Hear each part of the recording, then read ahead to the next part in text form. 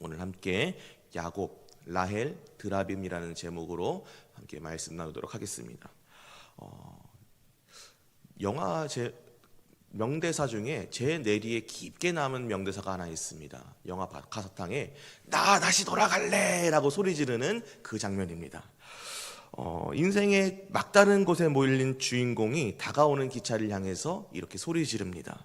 이 간단한 대사가 유독 제 뇌리에 깊게 남는 것은 과거로 돌아가고 싶은 순간이 좀 있었기 때문일 거라 생각합니다.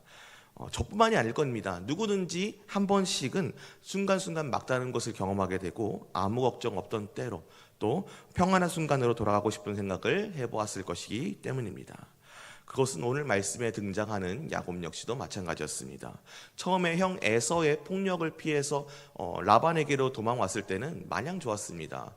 7년을 며칠 동안으로밖에 안 여길 정도로 참 사모하는 여인을 만나기도 했고 또 삼촌 라반의 사기에 당하긴 했지만 결국에 그 여인과 결혼도 하고 또 재산을 얻어서 일가를 이루기도 했습니다.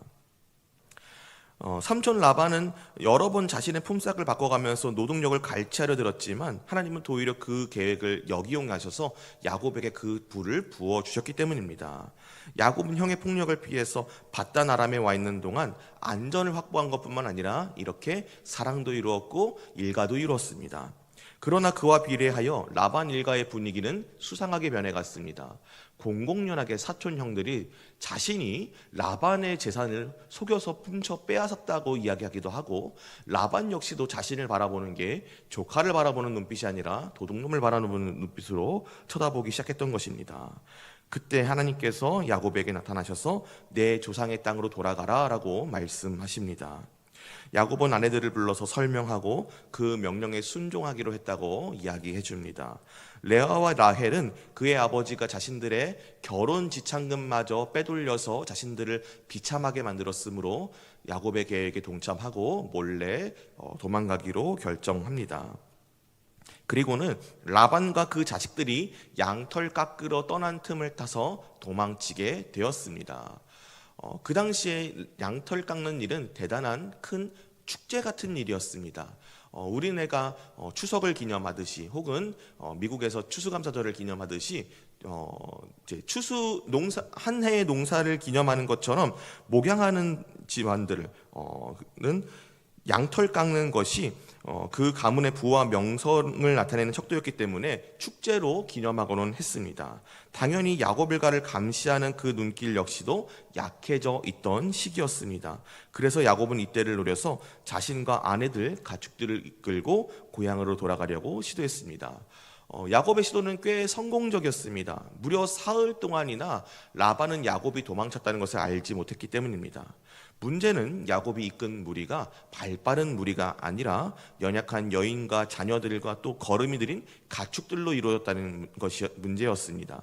당연히 아무리 열심히 도망을 쳐도 그 속도에는 한계가 있었던 것입니다. 라반은 7일을 달려서 야곱과 그 가족들을 따라잡는 데 성공했습니다.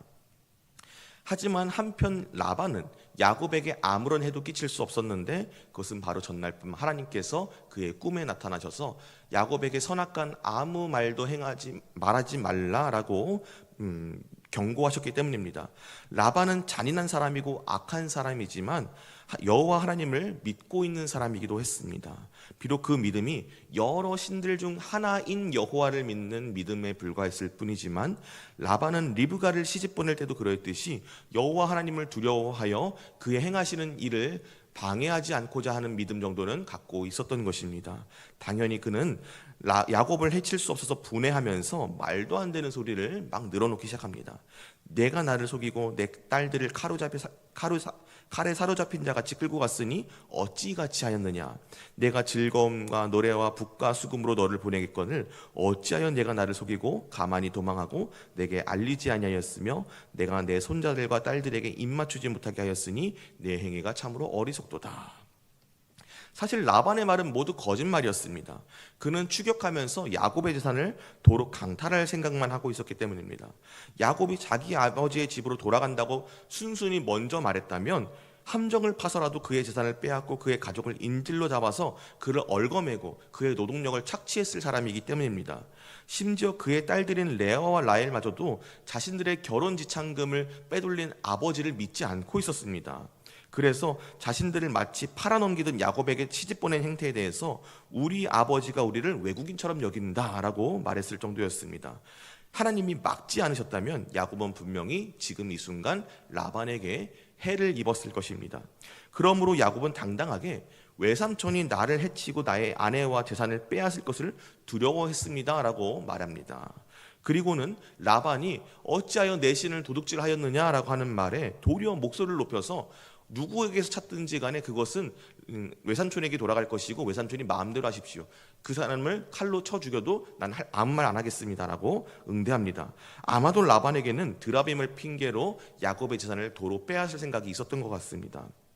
왜냐하면 그 당시 그 지방 사람들에게 드라빔은 매우 중요한 의미가 몇 가지 있었으므로 야곱이 도둑질한 드라빔을 찾기만 한다면 여호와 하나님조차 이것은 정당한 이유로 받아주시겠지라는 그런 이유가 된다고 자기 스스로 생각했기 때문이었던 것 같습니다. 사실 야곱은 알지 못하지만 이 일은 그의 아내 라헬이 저지른 일이었습니다. 당시 메소포타미아 지방에서 가정의 수호신으로 섬겼던 이 드라빔에는 몇 가지 중요한 이유가 있다고 방금 전에 말씀드렸습니다. 첫째는 드라빔 그 자체가 가정의 상속권을 상징하는 물건이었다는 것입니다. 또 둘째는 드라빔이 점을 치는 도구였다는 것입니다. 창세기 30장에서 라반이 야곱에게 여호와께서 너로 말미암아 내게 복 주신 줄을 내가 깨달았다라고 하는 말 앞에는 내가 점을 쳐서라는 말이 생략되어 있습니다. 라반이 그리하였던 것처럼 드라빔은 점을 치는 데 사용되는 우상이었습니다. 또 셋째로 드라빔은 때때로 귀금속으로 만들어지기도 했으므로 만약에 라헬이 숨긴 드라빔이 귀금속으로 만든 드라빔이었다면 그것만으로도 라반에게 경제적인 타격을 줄 수 있었습니다. 라헬은 자신의 아버지가 자기에게 행한 일들을 분하게 여기는 마음을 담아서 드라빔을 훔쳐서 라반에게 복수하려고 했던 것입니다. 라헬이 라반에게 치명적인 복수의 수단으로 드라빔을 도둑질한 것에서 알 수 있듯이 라반에게 있어서 드라빔은 매우 중요한 것이었습니다. 그렇기 때문에 야곱에게 선악간에 아무것도 말하지 말라는 하나님의 말씀을 무릅쓰고라도 야곱 일가의 모든 짐을 들춰보게 할 정도로 드라빔을 매우 중요하게 여겼습니다. 그러나 그는 결국 모든 것을 들춰보았지만 라헬의 안장만은 들춰보지 못한 채 결국 그대로 돌아가게 됩니다.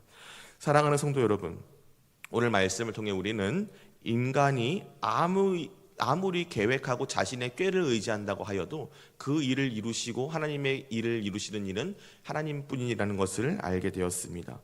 야곱은 완전한 탈출을 위하여 라반이 정신이 없을 수밖에 없는 시기, 양털 깎는 축제를 노렸습니다.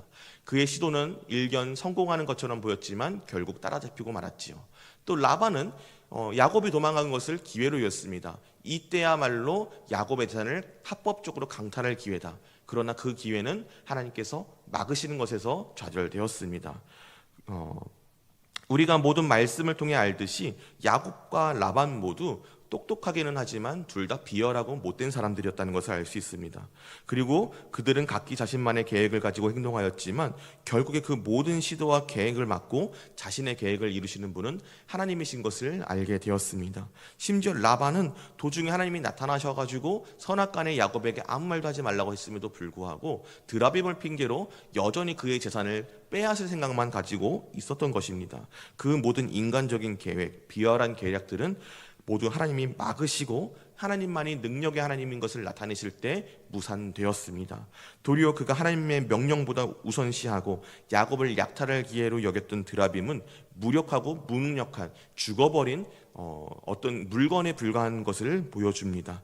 라반은 그것을 신으로 여기고 그것에 신통한 능력이 미래를 점칠 능력이 있다고 여겼지만 그리고 또 그의 가정을 수호해 줄 능력이 있다고 여겼지만 그것은 모두 허상이었습니다.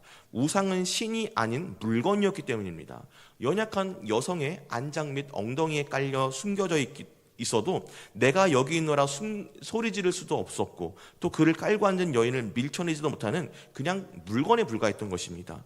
사랑하는 성도 여러분, 그러면 우리는 어떻습니까? 우리도 스스로 의지하는 드라빔이 있지는 않습니까? 내 자녀가, 내 배우자가, 내가 어제 산 주식이, 내가 어제 사준 땅이, 나의 재산이, 나의 재주가, 나의 의지처가 되어서 하나님보다 의지하는 드라빔이 되어 있진 않았습니까?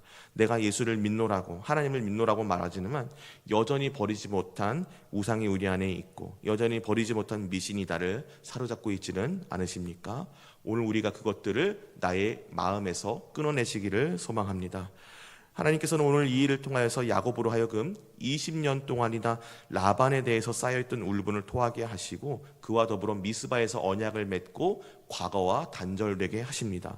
이는 그가 야곱에서 이스라엘이 되기 전 우상과 미신을 의지했던 과거와 작별하게 하신 것입니다. 사실 하나님은 오늘 라반을 주로 제지하고 있기는 하지만 야곱 역시도 행태만 따져본다면 별로 다를 것이 없는 사람입니다. 그 역시도 하나님을 믿기는 하였지만 여전히 미신적인 행위로 또 자신의 꾀에 사로잡혀서 하나님을 의지하기보다는 자신의 미신과 꾀를 의지했던 사람입니다. 그러나 그가 라반과 다른 것은 단지 그가 약속의 씨에서 태어난 사람, 또 그가 하나님이 선택한 사람이었다는 것이 다를 뿐이었습니다. 하나님은 그런 그마저도 선택하셔서 하나님이 계획하신 때가 되었을 때 그의 모든 과거와 작별하게 하시고 하나님의 일을 이루려 하십니다. 마치 그의 어머니 리브가가 내가 가겠나이다 선언하고 라반의 집과 우상들과 결별한 것처럼 이제 그의 아들인 야곱 역시 이스라엘이 되기 전 그가 의지하던 인간적인 지혜, 방법, 그를 사로잡았던 미신들을 버리고 돌이켜서 조상들의 땅으로 돌아가라는 하나님의 말씀에 순종하게 하신 것입니다. 하나님은 그를 야복 강가에서 만나셔서 그의 이름을 이스라엘로 바꾸시기 전에 그가 이전의 모든 것을 내려놓기를 원하셨습니다. 그 하나님이 오늘 우리에게도 동일한 것을 요구하고 계신 줄 믿습니다. 그러므로 사랑하는 성도 여러분, 우리에게도 동일한 결단이 있기를 소망합니다.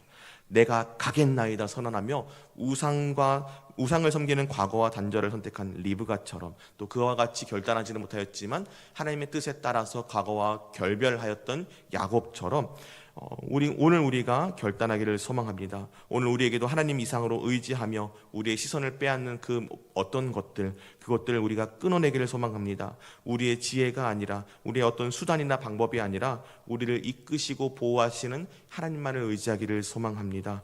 우리는 결코 두 주인을 섬길 수 없다는 하나님의 말씀을 기억하면서 오늘 이 시간 새벽 믿음으로 결단하며, 주님, 내가 하나님만 의지하겠나이다, 주여 나를 받아주시옵소서 고백하며 나아가는 저와 모든 예배자들 되시기를 소망합니다.